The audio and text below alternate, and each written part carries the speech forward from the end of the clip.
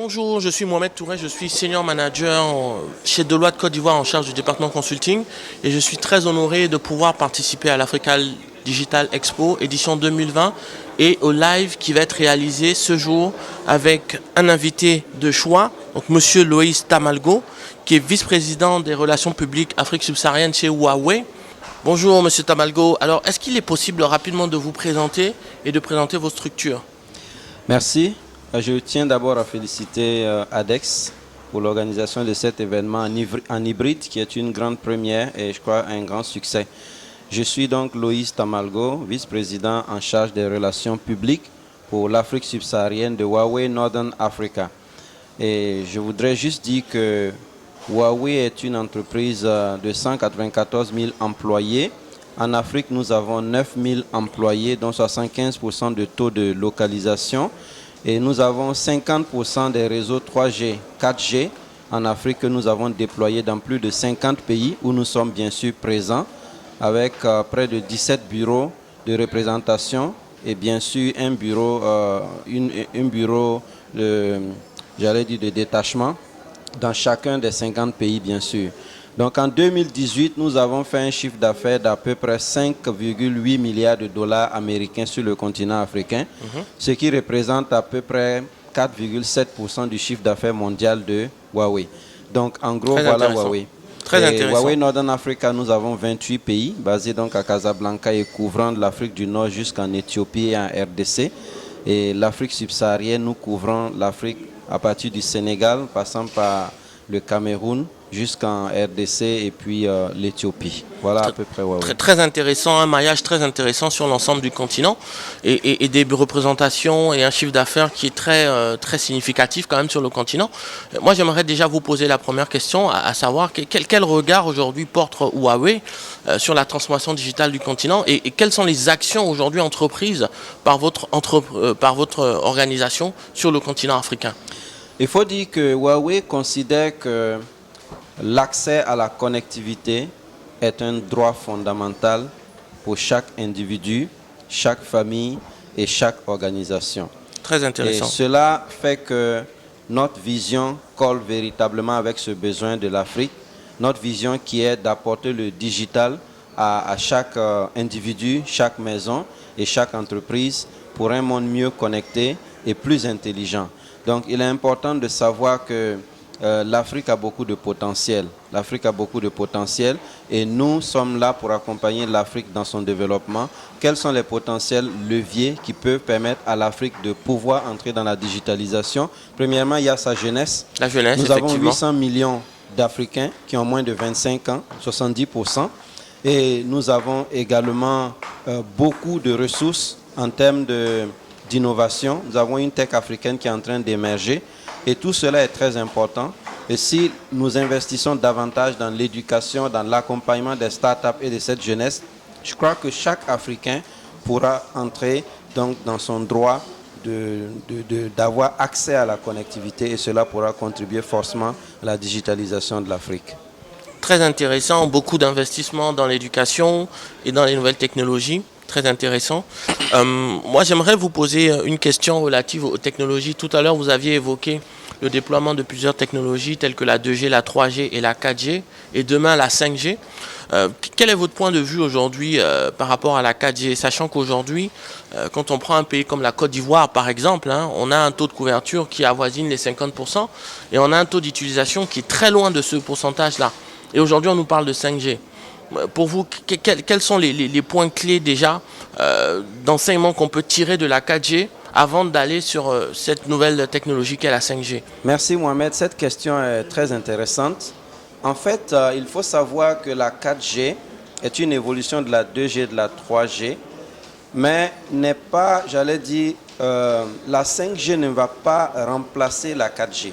La 5G est une technologie de rupture qui est, j'allais dire, en quelque sorte différente de la 4G.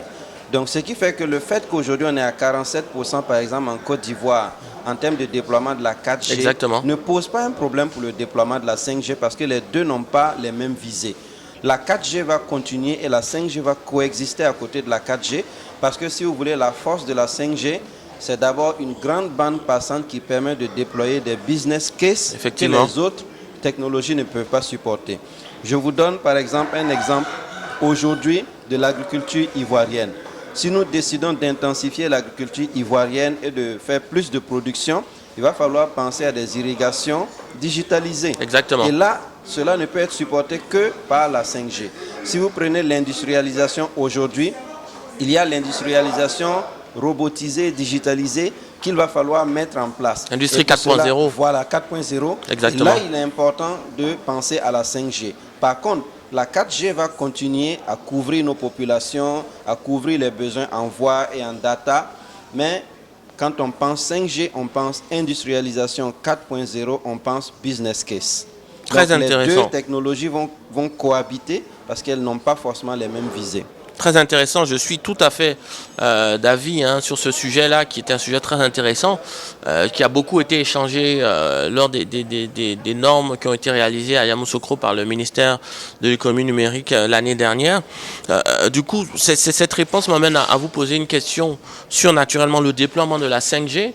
On le voit aujourd'hui, la plupart des pays développés ont beaucoup investi sur des pilotes, sont en train de réaliser des phases de test sur cette technologie-là. Où est-ce qu'on en est par rapport à l'Afrique sur la 5G concrètement chez Huawei? Par rapport à l'Afrique, il faut dire d'abord que la plupart des réseaux 4G, dans leur structure de cœur de réseau, sont préparés à une évolution vers la 5G. Parce que la 5G a bien sûr sa version NSA et sa version SA. Voilà la non-standard, la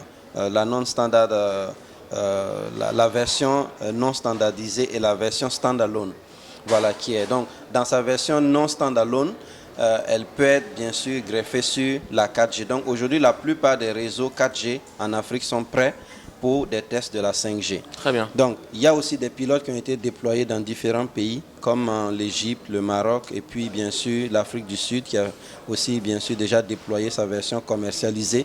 Donc, aujourd'hui, les discussions sont toujours en cours avec les différents gouvernements, les différents opérateurs, pour voir à quel moment est-ce qu'on peut déployer plus de pilotes. Et voilà, cela prendra encore un peu de temps, mais je crois que tout est en bonne préparation. Très bien, très intéressant. Peut-être une dernière question par rapport à cette nouvelle technologie. Les chiffres montrent que le déploiement de cette technologie coûte beaucoup plus cher, 3, 4, 5 fois supérieur très souvent au déploiement d'une 4G classique. Est-ce que vous avez des recommandations en la matière à destination des gouvernements pour qu'on puisse justement promulguer et essayer de vulgariser cette notion de pilote 5G de façon à ce que cette nouvelle technologie soit dans naturellement tous les foyers des Ivoiriens de demain? Mohamed, il est important de savoir que lorsque nous déployons une 5G non standalone, on part déjà d'un existant 4G. Le matériel à ajouter et les éléments à apporter ne coûtent pas encore beaucoup plus cher. Très bien. Lorsqu'on parle de la version standalone, qui est complètement autre chose, alors là, on peut avoir des coûts élevés. Mais je crois qu'aujourd'hui, l'Afrique a l'opportunité d'aller déjà sur des versions non standalone en se basant sur déjà les acquis de la 4G qui sont là. Et cela est très facilement faisable, que ce soit en termes de finances, mais aussi en termes de TTM, de time to market, je veux dire temps de déploiement, mais aussi en termes de flexibilité, d'adoption, d'intégration au réseau existant. Très bien. Monsieur Tamalgo, merci pour cette interview. Merci, Mohamed. C'était Mohamed Touré, en direct d'Abidjan, à l'Africa Digital Expo, ADEX TV. Merci à tous de nous avoir suivis et excellent séminaire.